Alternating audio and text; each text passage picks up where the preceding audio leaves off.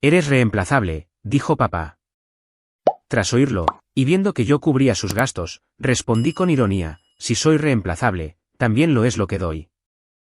Se rieron. 2 días después, su tarjeta fue rechazada.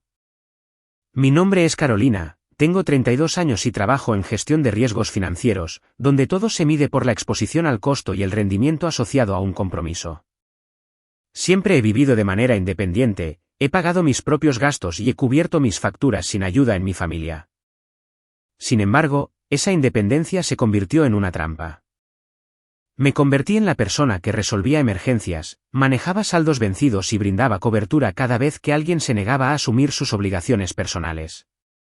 Durante nuestra discusión más reciente, mi padre se inclinó hacia mí, me miró fijamente y dijo, eres reemplazable. No lo olvides. Mi madre estaba a su lado, riéndose por lo bajo como si la afirmación fuera una obviedad. Esa frase no era una broma. Lo dijo mientras me pedía un préstamo mayor a cualquier otro que hubiera solicitado antes. Trataba mi apoyo como un deber permanente y me trataba a mí como un producto financiero del que podía retirar fondos en cualquier momento. Lo escuché sin reaccionar. Luego pensé en cada cargo mensual vinculado a mis cuentas. Yo pagaba el apartamento de una habitación que ocupaban. Yo era la titular del contrato de arrendamiento del vehículo que usaban. Mantenía el seguro de ambos. Pagaba los planes de telefonía y manejaba el uso de sus tarjetas de crédito que ellos nunca revisaban. Usaban esos beneficios libremente porque creían que mis ingresos existían para compensar sus decisiones, no su responsabilidad.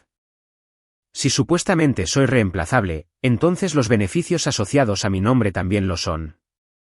El respeto es un requisito en las finanzas.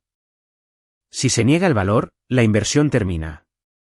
Todo comenzó cuando papá me dijo que necesitaba ayuda temporal después de perder el trabajo que había tenido durante 2 décadas. Al principio, acepté esa solicitud sin dudarlo porque la explicación sonaba razonable. Dijo que necesitaba apoyo mientras se preparaba para buscar un nuevo empleo. Y creí que esa breve interrupción eventualmente se estabilizaría en un plan sostenible.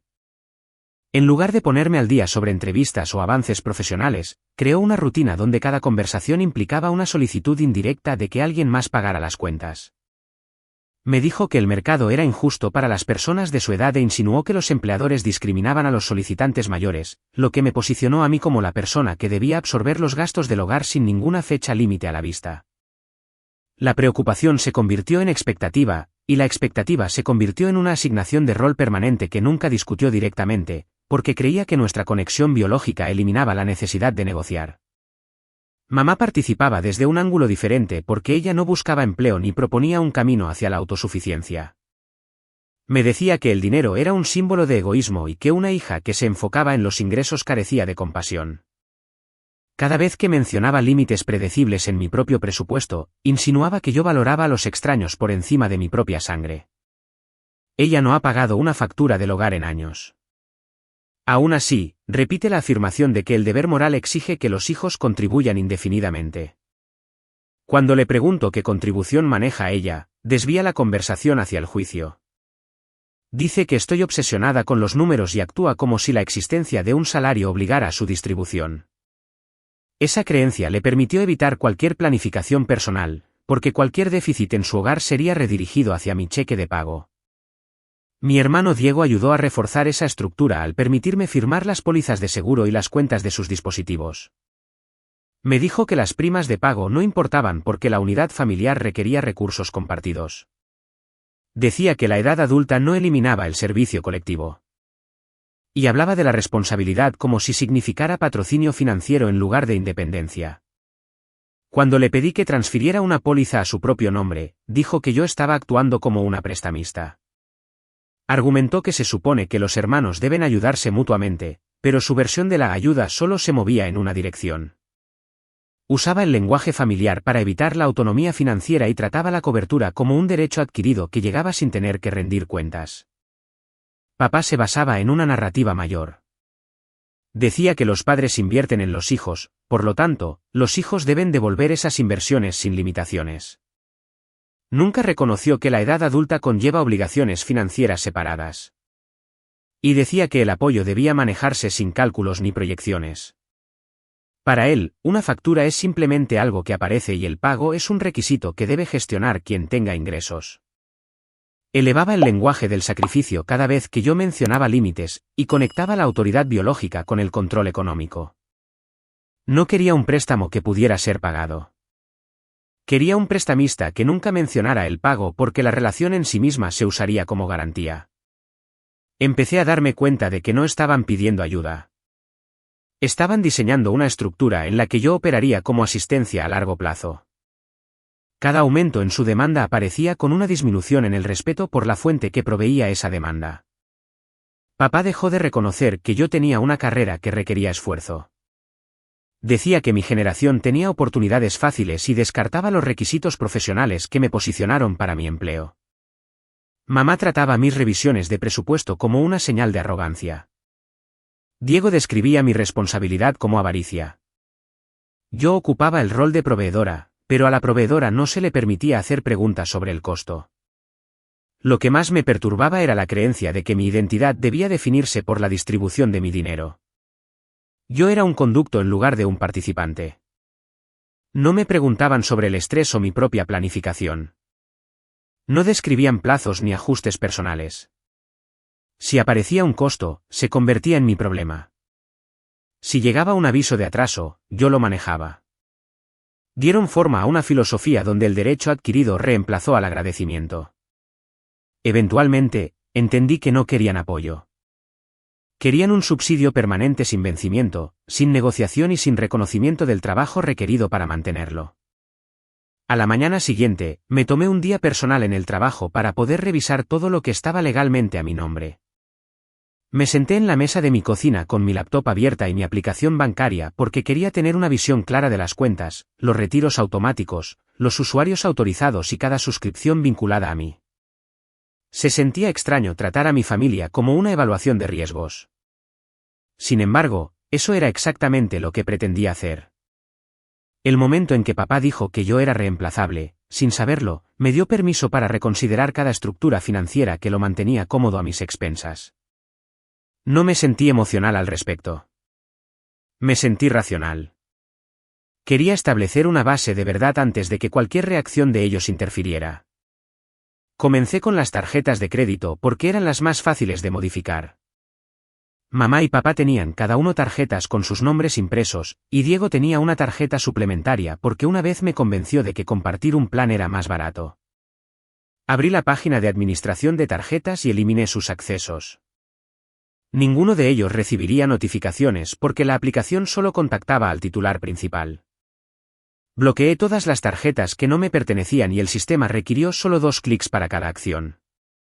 Me asombró lo rápido que la dependencia podía deshacerse cuando la persona que pagaba la cuenta dejaba de autorizarla. Después de las tarjetas de crédito, revisé la cuenta corriente conjunta que había abierto para emergencias. Mi dinero financiaba cada depósito en esa cuenta, y ellos retiraban de ella cada vez que se sentían estresados o incómodos. Moví todo el saldo de vuelta a mi cuenta personal y dejé la cuenta conjunta activa con $0 porque el banco requería un mínimo para cerrarla y yo quería una salida limpia en lugar de una conversación sentimental. Abrí una nueva cuenta personal con autenticación de 2 factores para que nada se vinculara a las credenciales compartidas. Lo siguiente fue el plan de telefonía. El plan familiar estaba a mi nombre y la compañía requería una firma para eliminar usuarios. Llamé a la línea de servicio al cliente y pedí una separación completa. El representante me informó que cada línea eliminada tendría que establecer un contrato individual con una verificación de crédito y una tarifa de mercado. Aprobé el cambio y pagué el ciclo final del mes actual.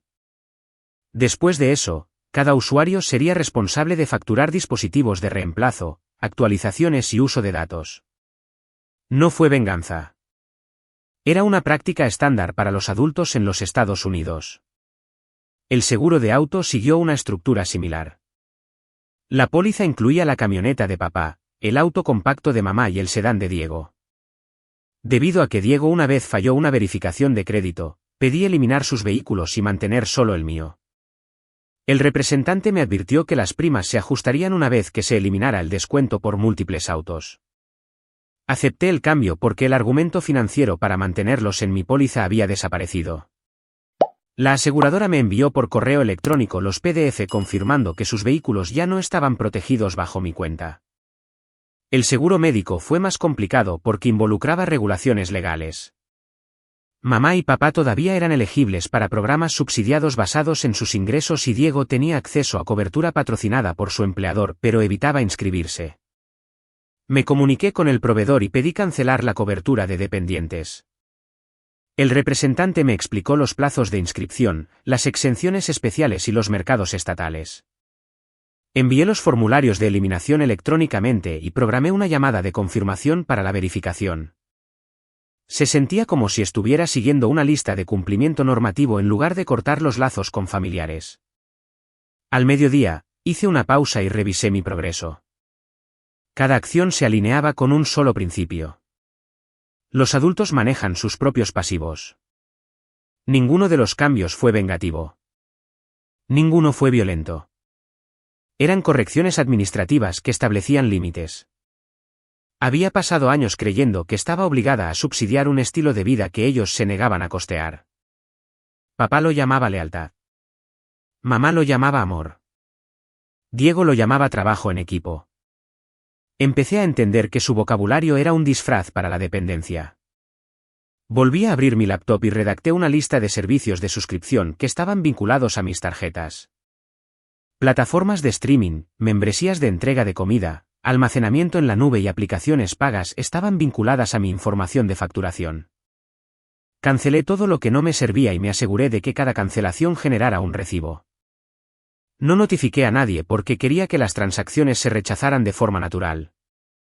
Una transacción rechazada comunica un límite sin necesidad de dar un discurso. A última hora de la tarde, revisé mi correo electrónico del trabajo para solicitar un día libre adicional. Planeaba visitar la oficina de alquiler a la mañana siguiente porque el contrato del apartamento me listaba como la fiadora, garante.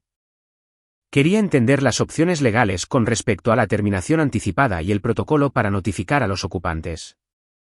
La oficina de alquiler requería documentación en lugar de emoción, y yo prefería esa estructura. Cerré mi laptop porque la parte financiera de este proceso estaba completa. El siguiente paso involucraba contratos físicos y firmas, lo cual requería una visita en persona. 2 días después, las primeras tarjetas de pago comenzaron a ser rechazadas. Estaba en mi escritorio revisando un informe trimestral cuando mi teléfono recibió una llamada perdida de mamá.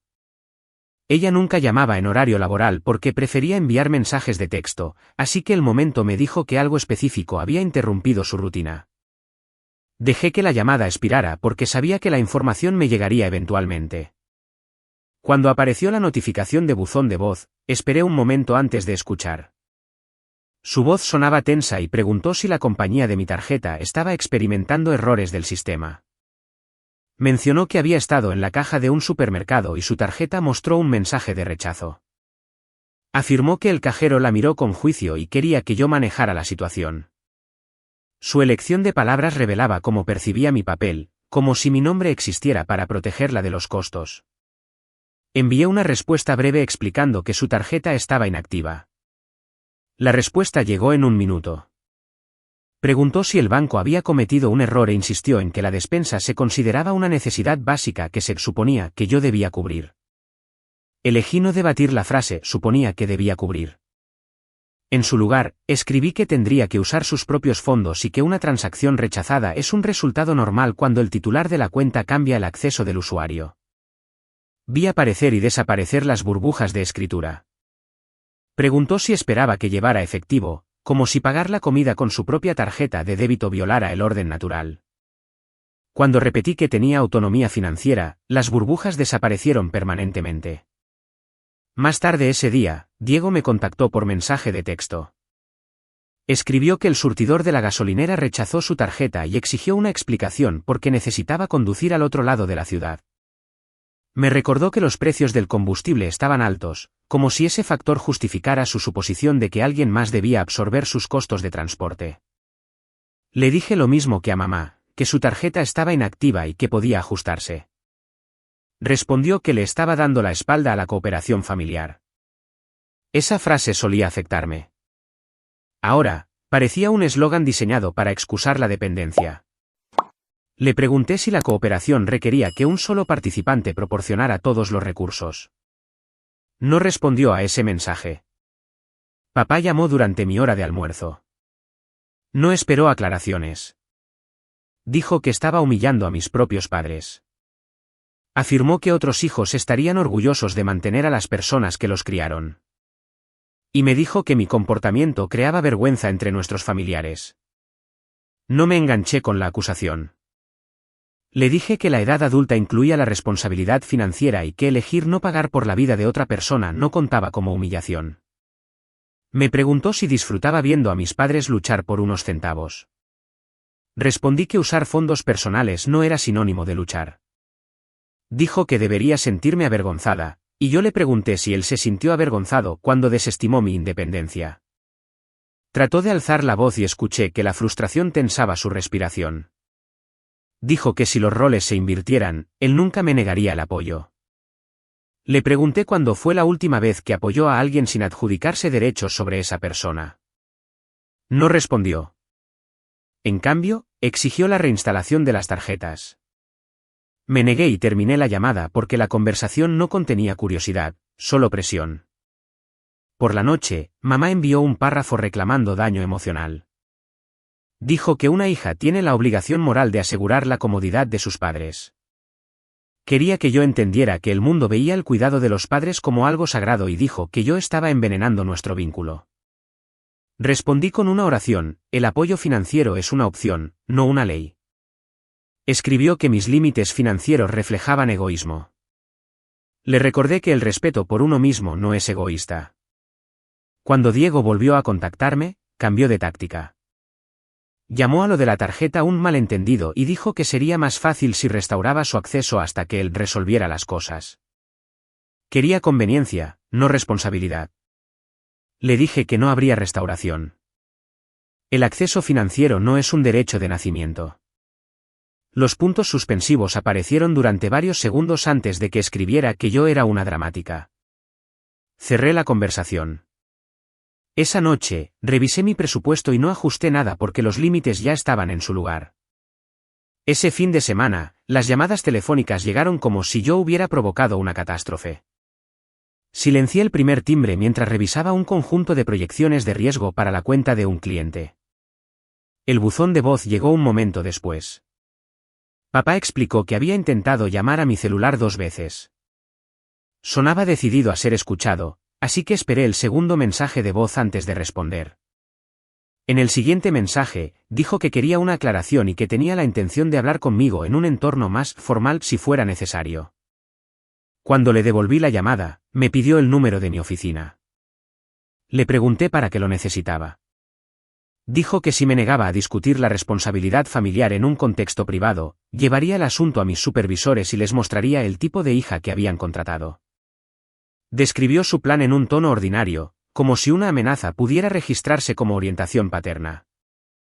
Le dije que mi lugar de trabajo evaluaba la integridad financiera y el cumplimiento profesional, no la obediencia a las expectativas del hogar. Afirmó que la ética se aplicaba en todas partes. Le dije que la ética en el lugar de trabajo no tenía nada que ver con mantener los gastos de vida de unos adultos. Continuó hablando.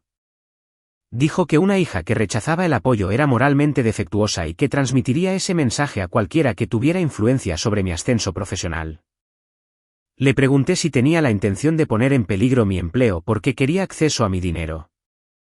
Objetó esa forma de expresarlo e insistió en que estaba protegiendo su dignidad. Le dije que contactar a un empleador para exigir apoyo financiero discrecional parecería más cercano al acoso que a la dignidad. Me dijo que estaba descartando mi herencia. Le dije que la herencia no funciona como garantía bancaria. En ese punto, terminó la llamada sin reconocer ninguna responsabilidad. Diego se comunicó más tarde esa tarde. Comenzó con un tono casual. Dijo que las familias confían unas en otras cuando las cosas se sienten difíciles. Dijo que los inconvenientes son temporales y que la unidad es permanente. Usó un lenguaje que implicaba benevolencia. Sin embargo, se negó a considerar cualquier modificación de su propio comportamiento financiero. Me dijo que podía asegurar su independencia fácilmente, pero que sería un esfuerzo innecesario cuando su hermana ya tenía recursos. Repitió que el empleo requería estrés y que yo podía minimizar ese estrés para él. Respondí con una sola pregunta, que le impedía postularse para puestos en su área profesional. Dijo que prefería la autonomía. Le dije que la autonomía financiera no puede existir sin ingresos. Terminó la llamada sin reconocer la contradicción. Mamá me contactó por la noche. Dijo que su presión arterial había subido durante la semana y me preguntó si quería ver cómo su salud empeoraba. Le dije que quería que se registrara en el programa de seguros que coincidiera con su elegibilidad. Insistió en que el proceso de solicitud se sentía abrumador. Le dije que decenas de miles de adultos completan los mismos formularios cada año. Dijo que las hijas deberían manejar la burocracia por sus madres. Le dije que los adultos pueden navegar por un sistema que existe para servir a los adultos. Preguntó si yo creía que ella merecía incomodidad. Le dije que la incomodidad y la responsabilidad no eran idénticas. Papá llamó de nuevo.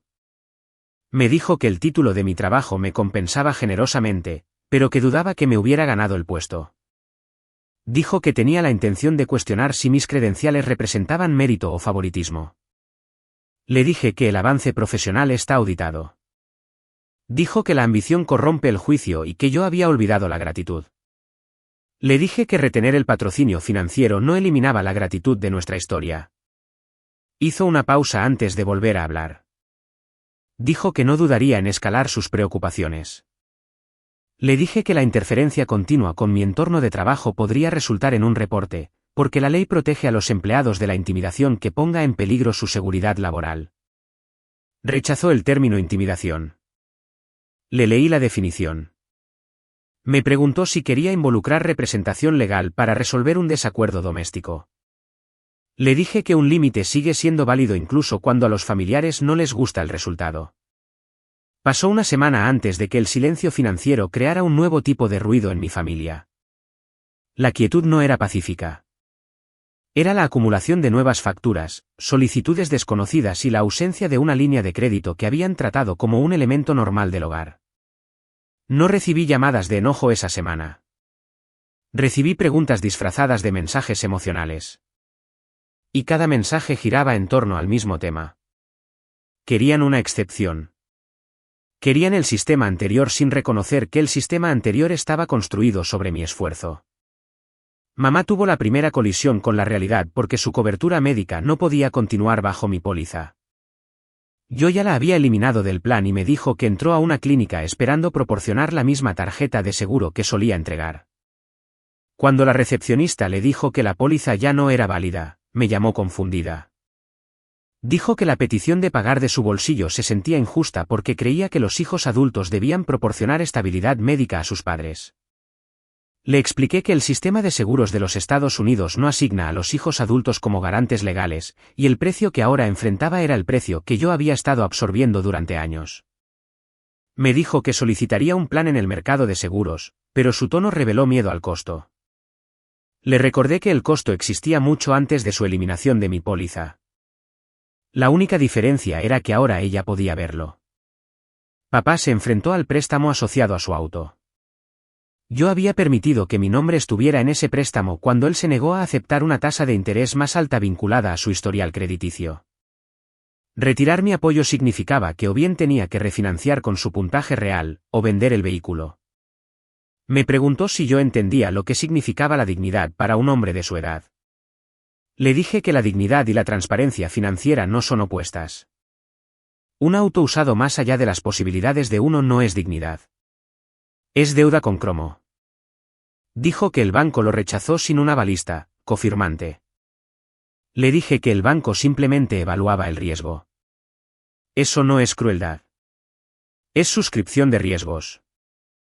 No le gustó esa explicación y dijo que lo intentaría de nuevo. Yo sabía el resultado probable. O aceptaría un vehículo más pequeño, o asumiría un costo que había evitado durante demasiado tiempo. Diego reaccionó a una forma diferente de consecuencia. Entró en un banco e intentó abrir una línea de crédito. La institución rechazó su solicitud porque no tenía un puntaje de crédito. Me llamó después y me preguntó si sabía lo humillante que era ser tratado como financieramente inexistente. Le dije que la humillación es la primera lección de la edad adulta en este país. Sin historial, no hay aprobación. Sin responsabilidad, no hay historial. Me dijo que yo podría remediar eso poniéndolo como usuario autorizado. De nuevo, le dije que ser un usuario autorizado no enseña nada sobre disciplina. Solo oculta el déficit. La situación del teléfono creó otra capa de tensión. Una vez que desmantelé el plan familiar, cada persona tuvo que firmar nuevos contratos. Los precios promocionales se evaporaron. Perdieron los datos acumulables y el cargo mensual aumentó. Mamá dijo que el nuevo precio se sentía como una explotación. Le dije que el precio nunca fue bajo. Simplemente se distribuía a través de mi sueldo. Papá insistió en que la lealtad debería calificar para un trato preferencial. Le recordé que las empresas de telecomunicaciones no otorgan premios de lealtad a familias sin un historial de pago directo. Durante esa semana, observé la estrategia emocional que usaban. Rotaban el lenguaje moral, la culpa, la tradición y el miedo. Pasaban por la ansiedad médica y la vergüenza ocupacional. Invocaban la palabra familia para implicar una obligación legal. Describían mis límites como un abandono. Nada de eso cambió ni una sola factura. El mercado es indiferente a los sentimientos. El banco no acepta la piedad filial como garantía. Si querían estabilidad, tenían que participar. El resultado más inesperado fue interno más que financiero. Me di cuenta de que retener el apoyo no me hacía desamorada. Simplemente eliminaba una barrera que ellos usaban para evitar la realidad. No reemplacé la compasión con el castigo. Reemplacé el secretismo con la claridad. Mamá empezó a comparar planes con una vecina. Papá empezó a investigar en calculadoras de préstamos. Diego buscó tarjetas de crédito aseguradas. El progreso no llegó a través de la gratitud. Llegó a través de la presión. Para el final de la semana, entendí algo simple. Yo no era la villana en una narrativa de agravios familiares. Era una adulta devolviendo lo que el sistema siempre requirió. Cada ciudadano maneja sus costos. Cada hogar negocia su asequibilidad. Mi familia había fingido que las reglas no se aplicaban a ellos porque se aplicaban a mí. Cuando me hice a un lado, las reglas reaparecieron. La responsabilidad no es un insulto. Es un contrato. Podían aprenderlo o continuar sufriendo el precio de la negación. Yo ya había elegido mi bando. Una tarde después del trabajo, salí de mi edificio de oficinas y vi a mamá, papá y Diego esperando cerca de la acera con una expresión que se asemejaba a la urgencia en lugar del afecto. La vista no me sorprendió porque la presión financiera suele crear un entusiasmo repentino por la proximidad, y esta vez querían algo más sustancial que un plan de telefonía o una tarjeta de seguro. Cuando me acerqué a ellos, mamá inmediatamente me preguntó si podíamos caminar a algún lugar privado. Le dije que la petición podía entregarse en público porque el secretismo fue el instrumento que permitió que el viejo sistema sobreviviera. Mamá comenzó diciendo que necesitaban mi ayuda con una solicitud de vivienda. Explicó que el propietario de un nuevo apartamento requería verificación de ingresos y un fiador debido a sus perfiles crediticios. Dijo que mi firma restauraría la estabilidad porque el complejo estaba situado en el mismo nivel de vida que disfrutaban anteriormente. Le dije que ser fiador es una responsabilidad financiera, no un símbolo familiar. El mercado de alquiler en Estados Unidos evalúa el riesgo a través del crédito y los ingresos, y mi firma convertiría su riesgo en mi deuda personal. Mamá dijo que su edad debería eximirla del papeleo. Le respondí que la exención no es una categoría financiera. Papá dio un paso adelante e intentó un ángulo diferente. Dijo que una hija que se niega a apoyar a sus padres eventualmente perderá a su familia. Dijo que la lealtad se mide por el sacrificio económico. Le dije que la extorsión emocional no borra las consecuencias crediticias. Un garante se hace responsable del alquiler si los inquilinos incumplen, y cualquier pago atrasado daña el puntaje de crédito del garante. Le dije que el crédito dañado afecta las tasas hipotecarias, el financiamiento de autos y las verificaciones de antecedentes laborales. Le recordé que trabajo en un campo donde la credibilidad financiera no es opcional. Mamá intentó otra justificación. Dijo que el edificio aceptaba mascotas y estaba ubicado cerca de un supermercado que les gustaba. Señalé que la conveniencia no es un requisito legal. El contrato de alquiler requiere ingresos, no nostalgia. Ella dijo que podría pagarme eventualmente. Le pedí que definiera eventualmente. No proporcionó un número porque los números acaban con las fantasías. El tono de papá cambió a condescendencia. Sugirió que yo estaba exagerando lo del sistema crediticio para evitar la responsabilidad. Le dije que evitar la responsabilidad es precisamente lo que creó el problema actual. Durante años, sus gastos estuvieron a mi nombre, y trataban la ausencia de una factura como prueba de que la factura no existía. Un contrato de fiador expandiría ese engaño a un documento legal. Dijo que yo no tenía corazón por negarme. Le dije que el consentimiento informado no es falta de corazón. Es la edad adulta. Diego interrumpió y dirigió la conversación hacia él mismo. Dijo que si yo garantizaba el contrato de arrendamiento, lo ayudaría a él también porque mantendría a la familia unida. Dijo que todavía necesitaba ayuda con los gastos de gasolina y teléfono. Le pregunté si tenía la intención de construir un crédito independiente o si tenía la intención de aferrarse a mí indefinidamente.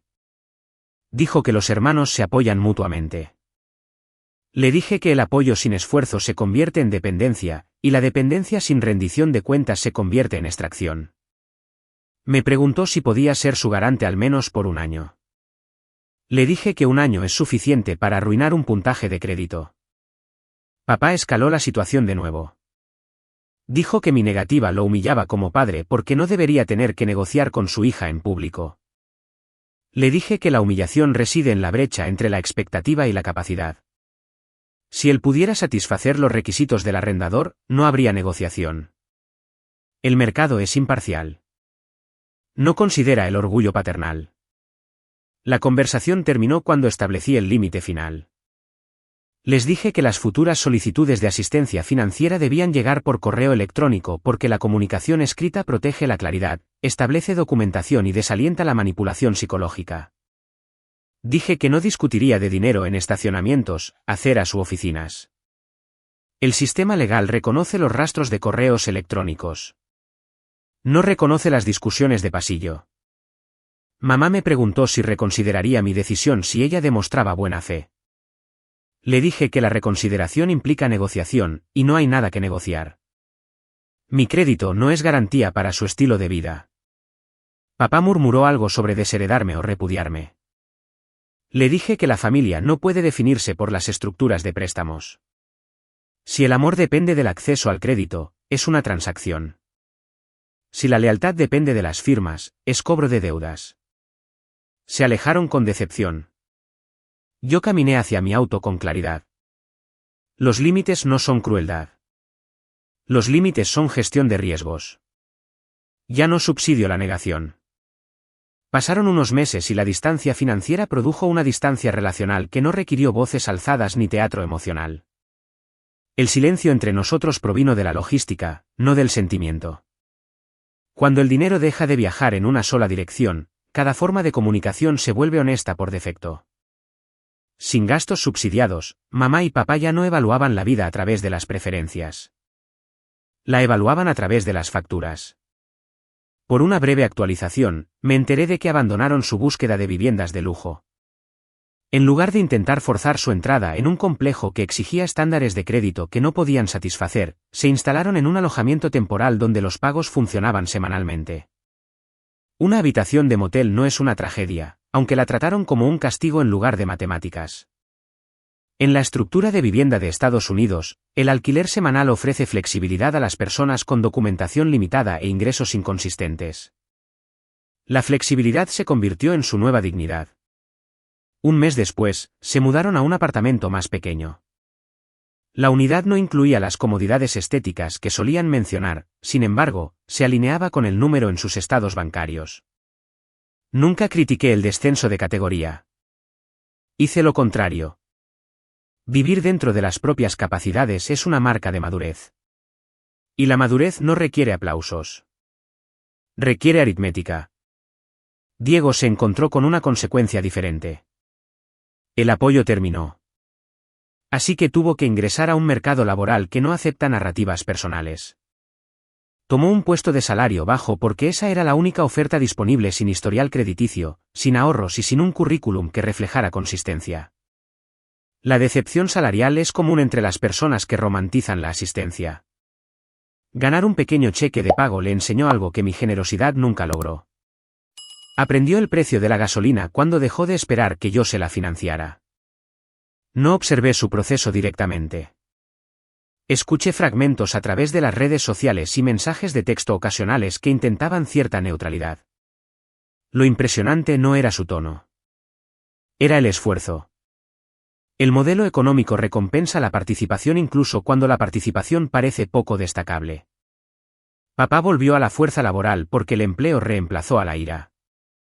Al mercado no le importaba su ego ni su edad. Le importaba si podía completar tareas a cambio de una compensación. Dejó de culparme porque la economía no responde a acusaciones. Un cheque de pago creó perspectiva.